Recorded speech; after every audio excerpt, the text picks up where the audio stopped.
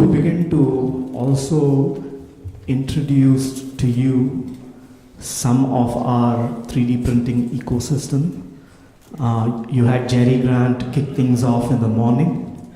I would like to invite Professor Tom Starr next to speak a few words about some really impressive capabilities that we have, which really constitutes the competitive advantage for the teams that are contemplating moving forward with their ideas as startups, because there aren't that many other campuses. I mean, there are probably about 10, 15 perhaps that may have some, if not all, the capabilities that we have on campus.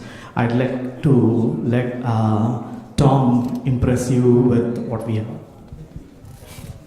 Thank you, Sundar. I do want to introduce the Rapid Prototyping Center at the University of Louisville and tell you a little bit about what we do there. First of all, it's been there a long time, longer than I have been at the University of Louisville, but it was established back in 1993, so over 20 years ago. And when it was established, there were only two commercial technologies that you could just buy a machine that would work. And we chose one called selective laser sintering, which we chose because the material that came out of this prototyping technology was actually pretty close to what you could get out of injection molding, and so it was more of a functional material. And so when this technology was developed that we now call additive manufacturing, it was prototyping technology. You could make models faster than you could in a model shop. And so we were established this center. This is the Tech Transfer Center. This is new technology that was available with some corporate partners and an industry consortium led by GE Appliance. So here in Louisville, they wanted to make models of new parts or new refrigerators or new product features better than you could by carving them out of wood or making them by some other molding technique. And so it was a prototyping technology back in the 1990s. Well, we've grown from prototyping, and the technology has grown from prototyping to manufacturing, and with that we've grown to investigators who are doing not just service work, helping industry adopt this technology, but also fundamental research in engineering, medicine, and dentistry. We have an international interest. We are part of America Makes, a gold member of America Makes, which is the National Additive Manufacturing Innovation Institute. It was the first manufacturing institute established, and we became members very shortly after they were established. We're also a Tier 1 member of a related manufacturing institute called the Digital Manufacturing and Design Innovation Institute. It's not focused on additive manufacturing, but it is digital, and everything that we do in additive starts with a digital representation of a product. Most recently, we've opened an additive manufacturing competency center on campus, which is specifically for training, and I'll talk a little bit more about this at the end, and I think John Gant was supposed to talk about IPR, so it is part of the Institute for Product Realization, which they're developing at UofL. So this is some of the equipment and capabilities that we have at the Rapid Prototyping Center, or Additive Manufacturing Center at the University of Louisville. We've got a whole range of commercial equipment here, and we'll talk a little bit about those. But before I do that, I want to talk about why would you want to do additive manufacturing? What's the additive advantage? There's a few of them. It's not for everything, but it is for some particular things, like complexity for free. You can make a very complex part with internal porosity, internal channels, a matrix or lattice structure inside, things that you can't make with other molding techniques or machining techniques. And you make them at no additional cost. It comes out of the machine just as easy as a simple part. And so this complexity for free is something that a company like Boeing recognized very early on back in the 90s, that instead of making ducts in their airplanes that came up with 10 different parts. You had to manufacture each one by injection molding, assemble them, inspect them, put them all together. You could make the complete parts, something like a vent here, a ducting here, and everything would be made at the same time. And somebody marveled about the little student project where the little tweezers that came out of the machine working, already assembled.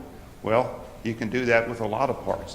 These plastic parts came with hinges that you could already move, a little dial that you could turn the vent, a wiring harness that would clip. All of that was built as one piece, essentially, in one build. And so that complexity for free. And so now Boeing is making thousands of parts using this technology. We work with them to go from prototyping to manufacturing. It involved modifying the machine to improve the uniformity of the heating of the temperature, the part bed, and things like that. But now they make thousands of parts in all their aircraft using additive manufacturing. The other advantage of additive is no tooling cost. So you can make one of a kind at no more cost than making 5 of a kind, okay, or 1,000 of a kind. The first part cost is low, and things like, so we can work with a shoe manufacturer, a major shoe manufacturer, who customizes the soles of their shoes. And so professional football players, they can afford to pay a little more for a shoe that fits their foot exactly, and maybe even fits their position on the team, where they need to be able to cut more left and right. And so they can customize their shoe for their position and for their body. Okay, so customized parts is a real advantage for additive manufacturing. The other thing is that material efficiency. You can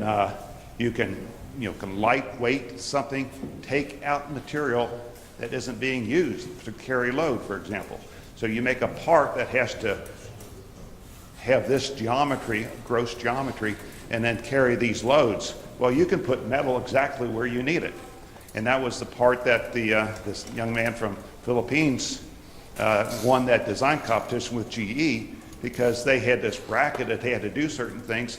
But if you take out the material that's not being loaded, you can reduce the weight of that by quite a bit. So it's very efficient in materials.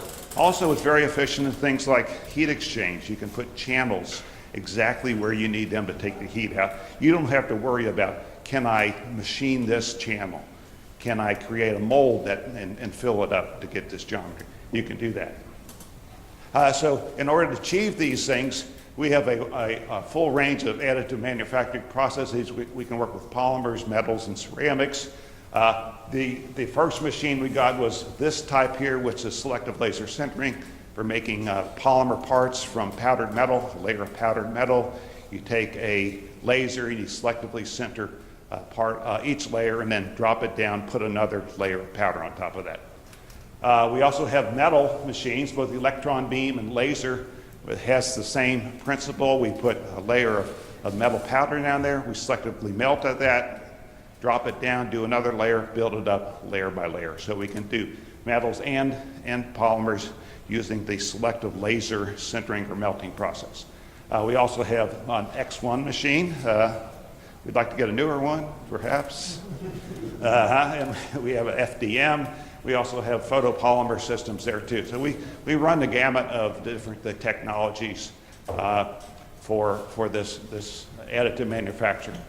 We also have some traditional manufacturing to support this. One thing that we learned early on, and we know now, is that this additive manufacturing is just part of manufacturing. If you're working with metals in particular, there's some post-build finishing that may be necessary. There's a lot of things that go along with that, CNC machining. We also have injection molding, laser cutting, and high temperature furnaces for heat treating to work with our customers. We are not just a research center at the university, but we are a service center, and we do provide service and application to industry locally and across the country. We have testing and characterization, microstructure. We do some metallurgy. We know how to polish and interpret micrographs. One of our postdocs has been here today, and is our resident expert We do hands-on training in metal additive manufacturing. We'll talk about that in a minute, but we also have an experienced staff and faculty, so we have people, engineers who have been working with this technology for quite a while. We have co-op students every semester.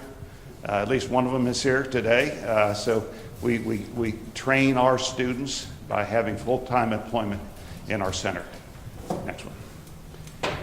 And I guess the last slide I want to talk about is that, as metal, and particularly metal additive manufacturing, has become more of interest to industry in the US and the world, people are beginning to understand that we just don't buy a metal printer, plug it in, and parts start coming out. It's not like a vending machine.